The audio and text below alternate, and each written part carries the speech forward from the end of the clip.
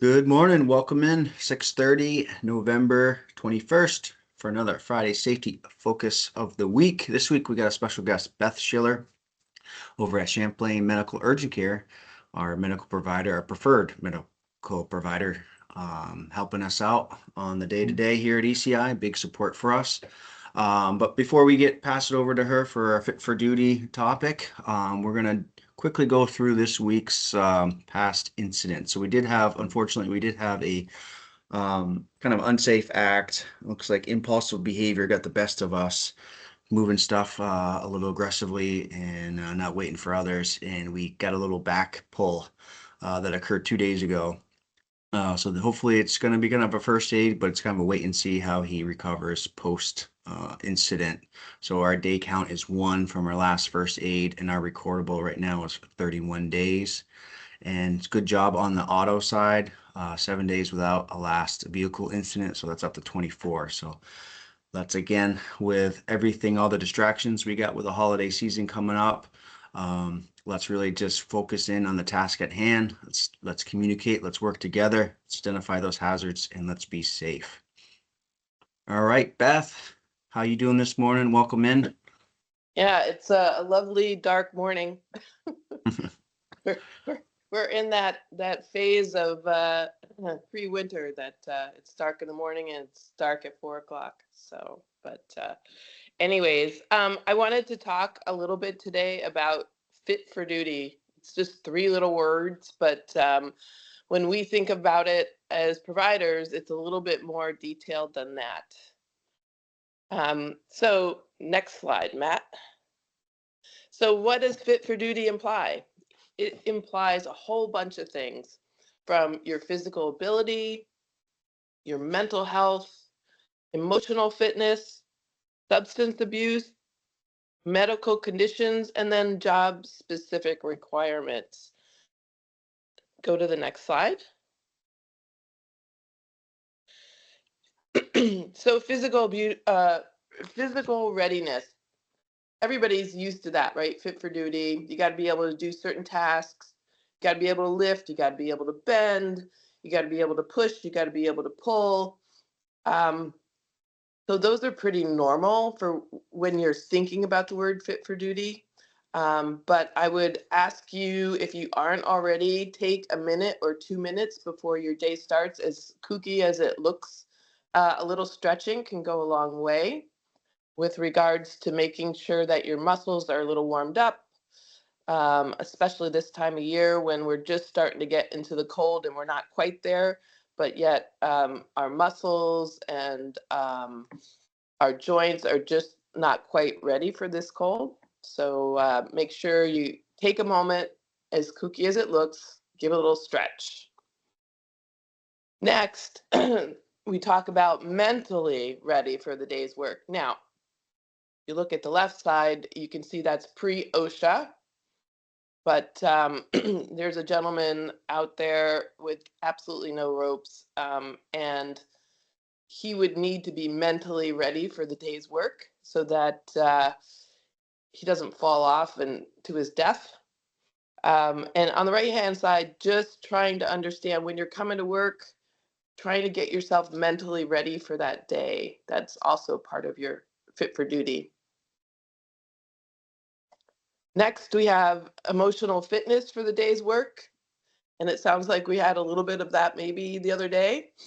The idea here, teamwork versus the alternative in terms of, getting heated underneath your helmet there, your safety helmet, and trying to be careful and be thoughtful when you're working with your coworkers.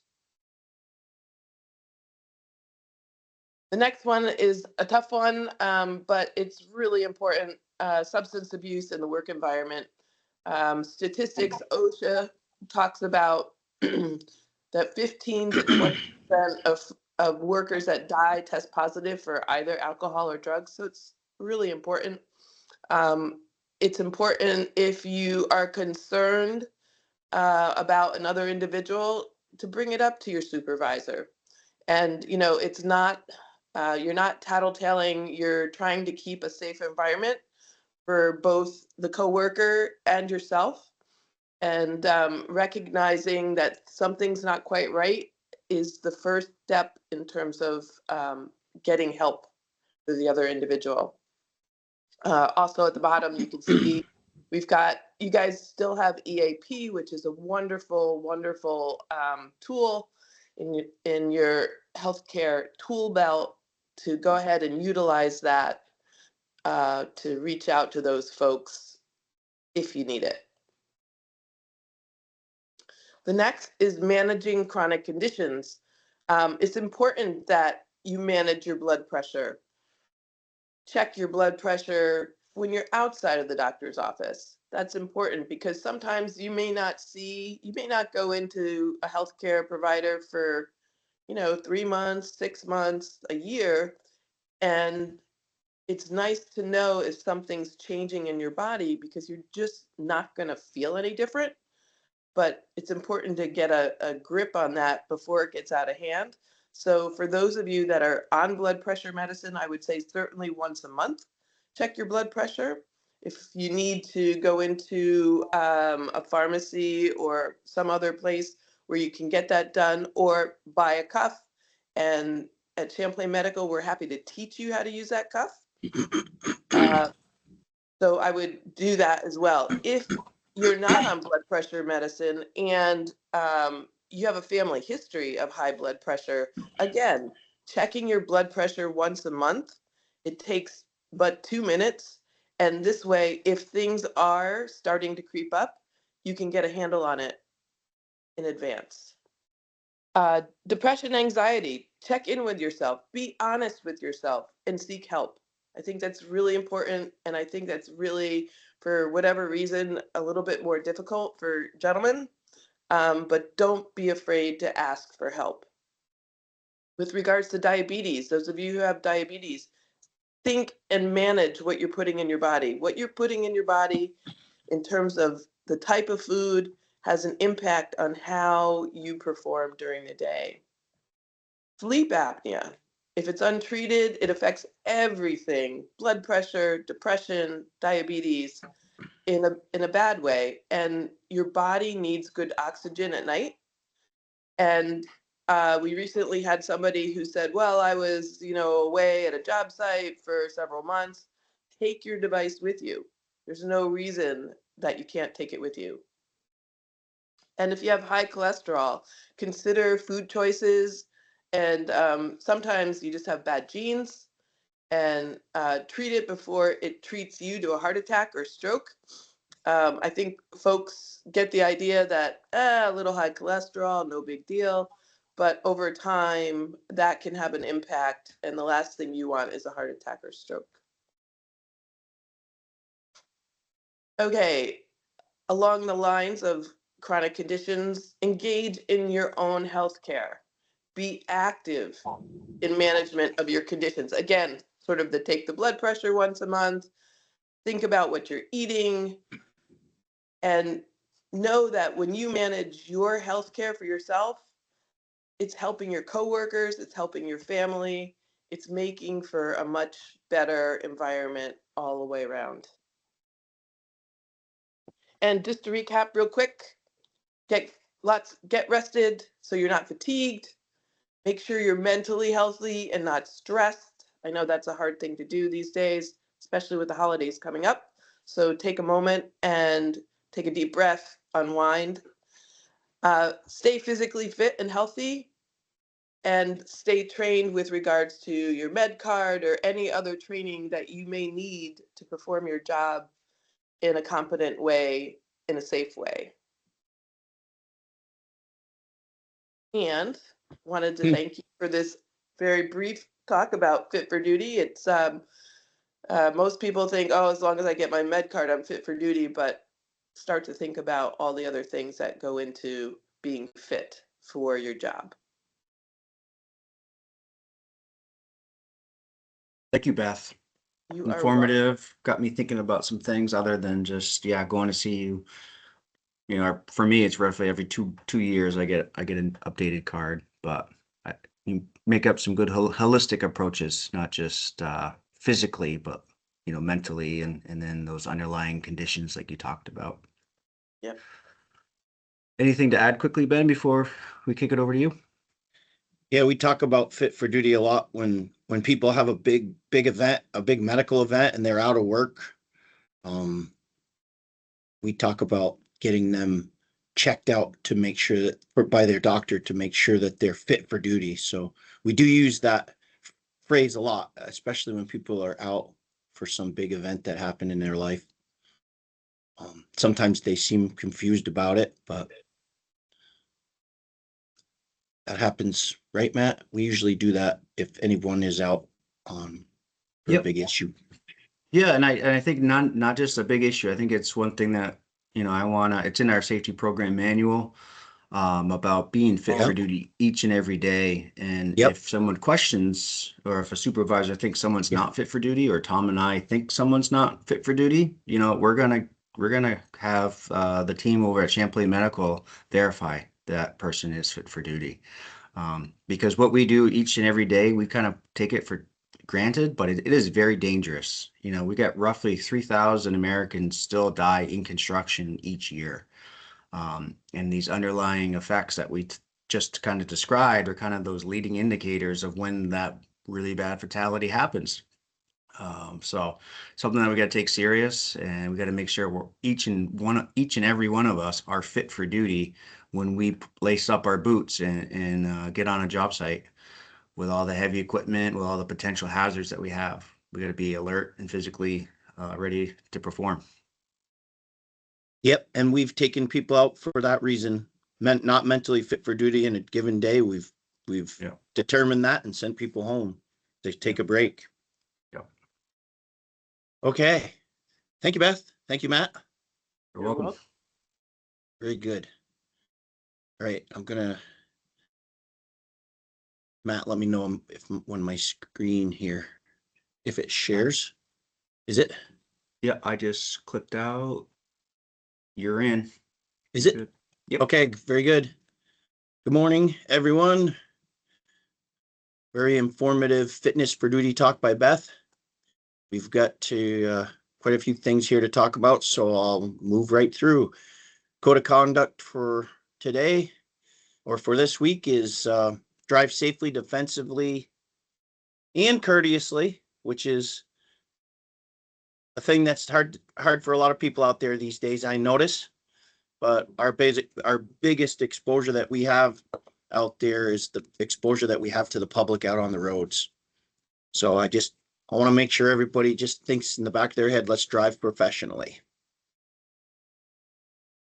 A quick ownership topic of the week is about asking questions. How can we turn curiosity into strength?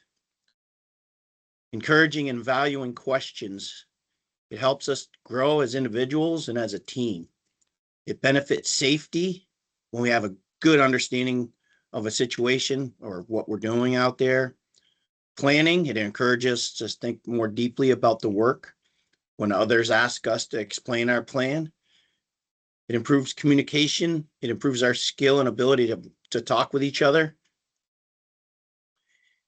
It adds to teamwork and gets us talking and collaborating about the work that we do.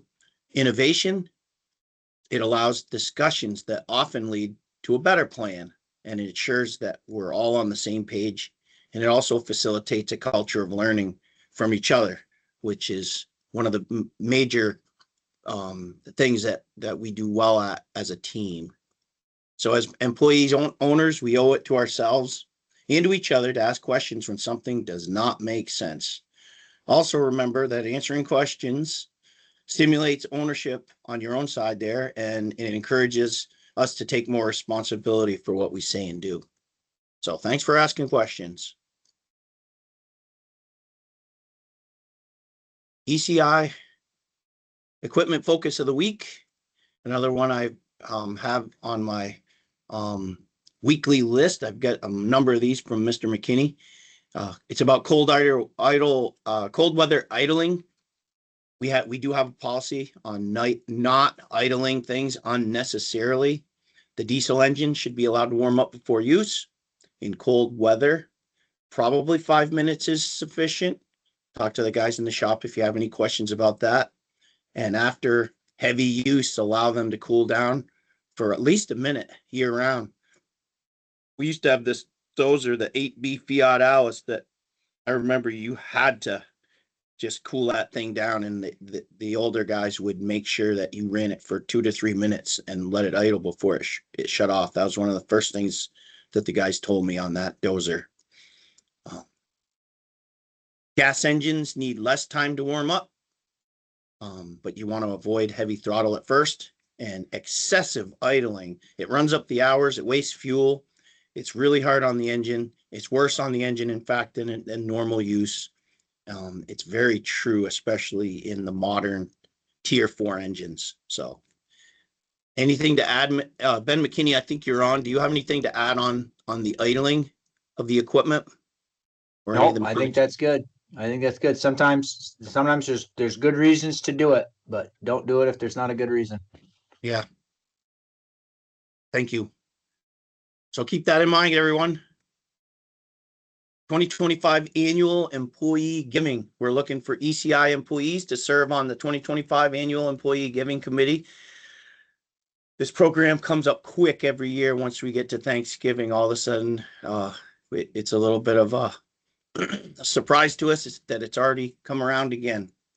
The committee is going to work with Sarah Wallen. Sarah is the committee chair, and me to plan the 2025 program, select the recipients, and to run the drive. Our 2024 campaign raised $31,123 just from the employees alone, and we're hoping to exceed that this year. Please, if you want to be on this committee, as soon as you can, let Sarah know.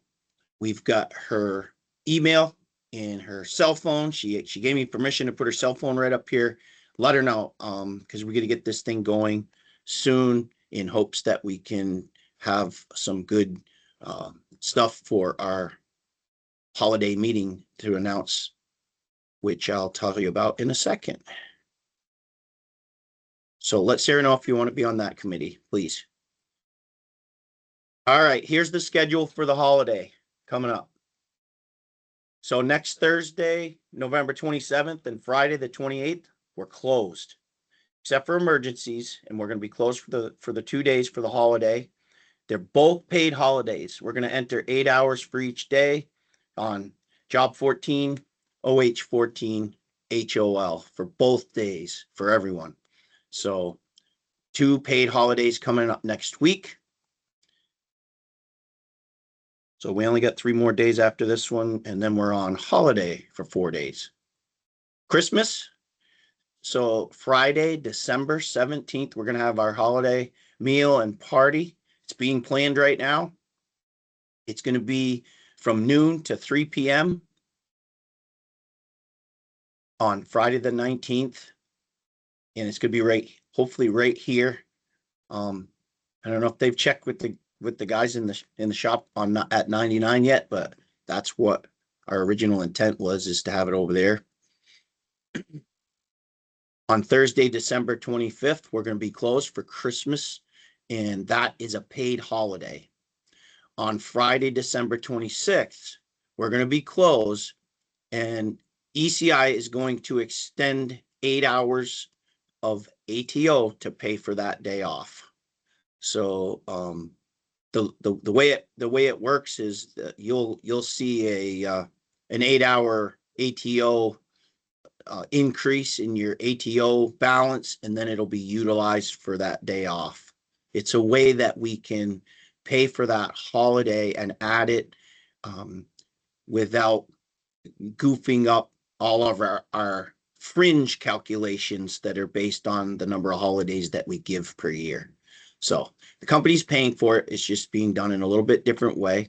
We're doing that because Christmas is on Thursday, and I think it's worth it for us to pay all of us to stay home rather than being out on the roads and coming in here and trying to get motivated to do work on that Friday the 26th. So Christmas and the day after Christmas are both going to be paid by the company. New Year, Thursday the 1st, we're going to be closed. That's a paid holiday. And Friday the 2nd is going to be, I call it an optional workday. Check with your supervisor. If there's stuff to do, we'll do it. If you want to use the ATO, that's fine. That will not be paid by the company. It's not a paid holiday, but check with your supervisor as it comes up. I think it'll probably be minimal forces on that day. So hopefully that's exciting news. I put it in the email so you guys could refer to it. We get some other ECI news. The NASTT conference occurred a couple weeks ago. Brendan Stringer and Tom Lawyer, they recently attended this. It's the North American Society for Trenchless Technology down in Nashua, New Hampshire. They have 2,400 members.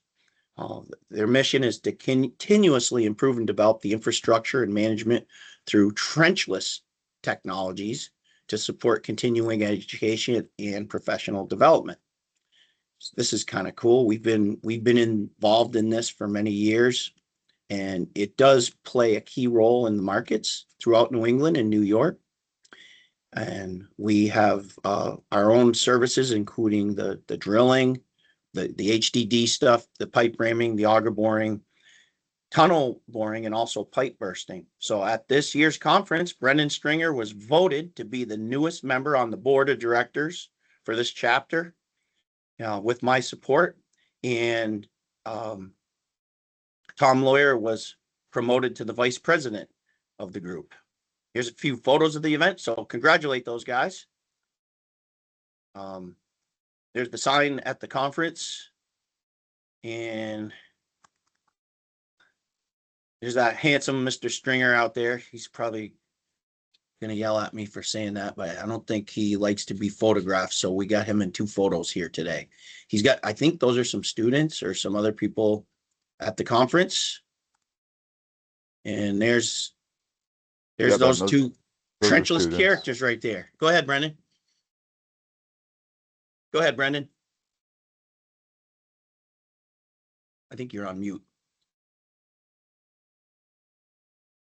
Tom or Brendan, you got anything to add? I was just saying, Ben, that, yeah, those are students. There's a local student chapter from one of the colleges that participates quite a bit as well. Yep. So UMass Lowell is our student chapter. So currently it's UMass Lowell, and we've got other local regional colleges in the pipeline to join as affiliates as well. I think having some new energy with Brendan in there is going to be good, and hopefully you guys will try to figure out how you can maybe get some work out of it.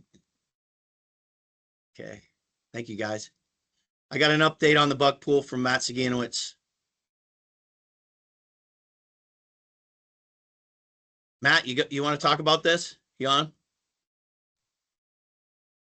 Good morning, everybody. Yeah, no, Eric got on the board with his buck here, and we're waiting for some more to come in. Good luck out there, guys, and hopefully this will be pretty competitive. We still got a couple more weeks to go, plus the muzzle loader, so let's have some fun out there. Is Eric in the lead? He is in the lead, absolutely. Well, when you really have the deer, that's I saw some pictures on some of the guys' deer cams that had a lot of points on them, but they don't have the deer. So exactly. You got to get the deer to get the prize. Good job, Eric. That's a mighty big hole. I don't know what he was using. Great holiday shot. hams. All right, we got more here. We got holiday hams coming this year. We have a new option this year for anyone that would like the option of getting a oven roasted turkey breast in lieu of the ham. You can see what they look like on the Mackenzie site, but they kind of look like the ham, but they're a turkey. And if anyone would like to receive that, the default is going to be the ham. But if you let Sarah know before December 1st, she's going to maintain a list that if you want a turkey in lieu of a ham, let her know by the 1st, and you can switch over, and she'll add that turkey breast to the list. So make sure to do that right off if you want a turkey. Otherwise, you're getting a ham. ECI size sweatshirts. Sarah's going to be putting also an order in for those soon. Please let her also know by December 1st. Her contact information is above. If you want to order for kids or grandkids or other family members that have child size ECI sweatshirts. So send her an email, give her a call, let her know. I left this up here. It's in the lighter blue because I'm not going to go through the whole thing, but you all should have received the Employee Navigator links to do our sign up for benefits for 2025. We're all required to select our stuff for next year. I did it myself. It took about 3-4 minutes, and we have currently, I think, just over 50 people. So we only have a quarter of us that have done this so far, and we need to get 100%. So they'll be reaching out to you if you don't do it. If we can be proactive and do it, it's going to save a lot of work for Aaron and the staff up in the front office, because they got to make this happen in short order so that we can get everything lined up for the monies that get deducted for these services starting in December. So I also left the link for the rates for 2026. Sorry, it's 2026 benefits, not 2025. And the rate document is right here. Welcome, Brandon Wells and Kyle Wells. You'll see them around. They have a lot of energy, two great additions to our team, and they started this week. So welcome, guys. Okay. Project Ben, of the week. before you get started, Yeah, go ahead, Daryl. everybody that raised their, Daryl, I lost you.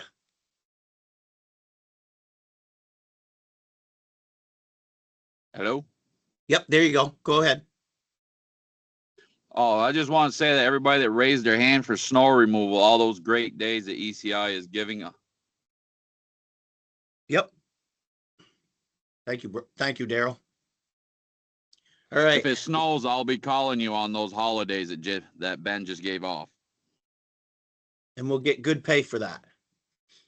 We'll still get the holiday pay. Right, Daryl?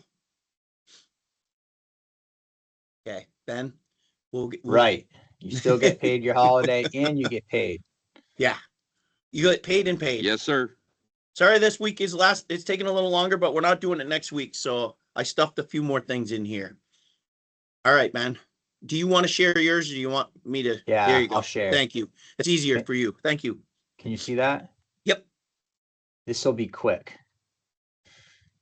Cabot culvert outlet weir structure. This is a job we picked up fairly late season because we had a fall gap, a couple of them. So we contracted with the state of Vermont to construct a culvert outlet weir structure.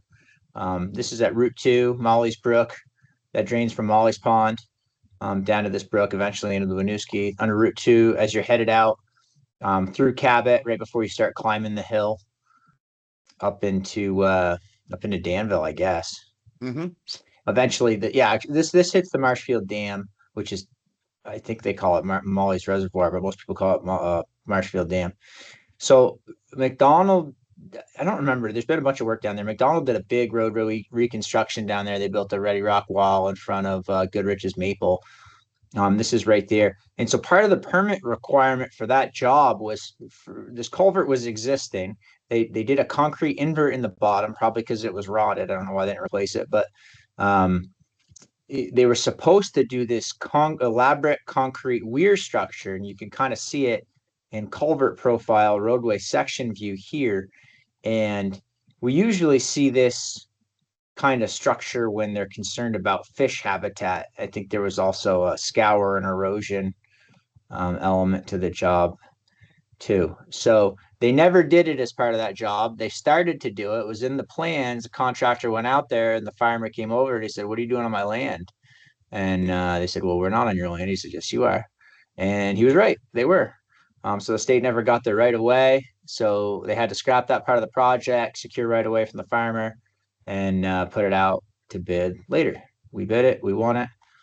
We worked with the farmer. He was very nice. And he let us use his property, which was very helpful. So this is it close up. So it's basically like a mat foundation with side walls and then these weir walls that cross that go perpendicular to the flow of the brook to let the water just kind of cascade in these little pools. So it's about 500 yards of excavation, 55 yards of concrete, and 450 yards of large stone fill. From a traffic control standpoint, it was challenging because we needed to access both sides of 2 and both sides of the brook. There's a side road that tees in right there. So it was something that we could have probably flagged. We were just really concerned. Traffic just screams through there on Route 2. And so we would need a single lane on that side road, Danville Hill Road. You can see it here.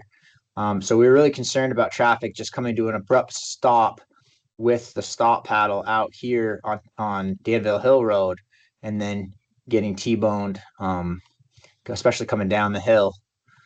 So what we did is we threw up signals. It was lump sum project, so we didn't get paid for flaggers anyway. So we put up signals, often left them on flash to keep Route 2 traffic moving. But when we needed to take a lane on either the side road or Route 2, we let the signals operate, and that worked well. See, did I miss anything up here? No. You got it. So timing was really good. So this brook, I think I wrote it up there. I think it's like a 9-foot wide squash pipe.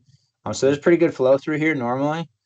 We did this job at the tail end of the drought, and so we were able to bypass the whole brook with our 5 horsepower submersibles, and I think we had one more submersible in there for good measure. We just dropped them in the inlet and on some hard bottom and pumped it around with soft discharge, which usually wouldn't work for a job like this. Usually you need something more robust, but it worked here. There was groundwater kind of seeping out of the bank, but shortly after this picture was taken, we got a couple sumps dug down sequentially and took care of the groundwater. We did encounter a lot of brook trout in the excavation. I know that we were able to pick them up and brush them down past our downstream cofferdam in many cases. So I wouldn't say no fish were harmed, but we saved a bunch of them. So that was good.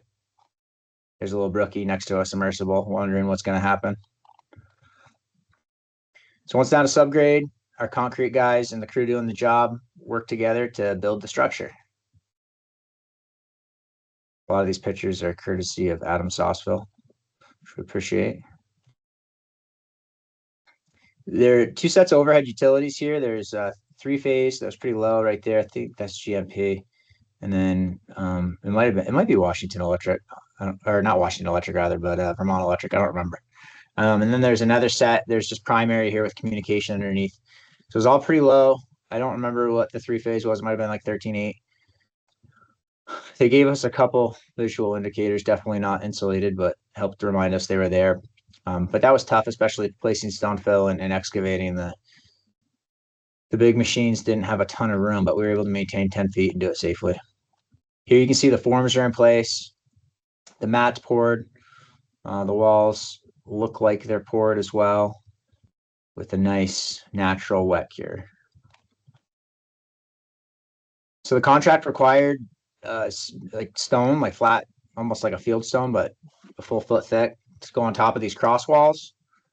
I mean, it looks nice. I'm not sure the fish would care that much, but that's what we did. So we got 5 yards of paint and stone from Bird's Eye for this.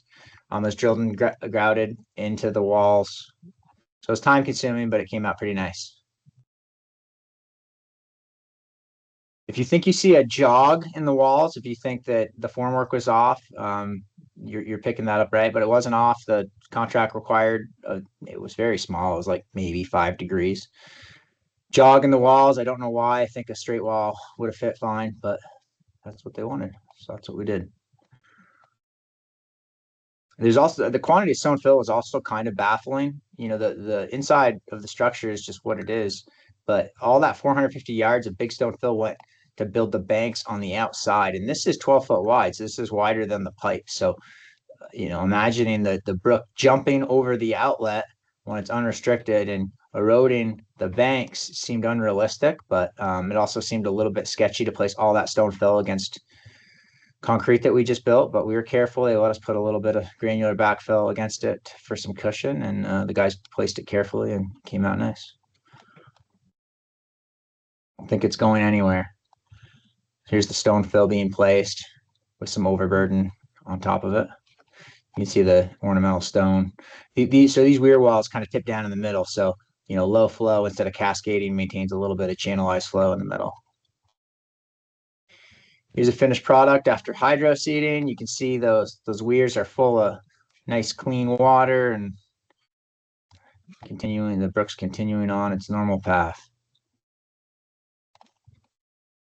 Awesome. And here's a recent picture from the other day. That was, I think, Sunday. So it's working. It looks nice. Completed on time, on budget, and everyone's happy. Great. Thanks, Ben. Yeah. You want to scroll down through the? Sure. Yeah. From the I got- archives. I've got one thing quick I got to tell you before we talk about the archives. Aaron, Melanie, and Veronica are in the office this morning up front to help anyone with Employee Navigator. So if you haven't signed up for your benefits and you need help, just go up front. You don't have to get an appointment. Do a walk-in, and they'll try to do their best to accommodate you and get you set up with your benefits. That's number one. Number two is I think I have to get up there today and hopefully sign a whole bunch of checks. I'm hoping it's going to be today, and it's going to be a whole bunch of checks to all you guys. Bonus checks. We're going to have them maybe today, definitely by Monday, and we'll start passing them out to you. Sweet. So I got my pen ready. It's full of ink.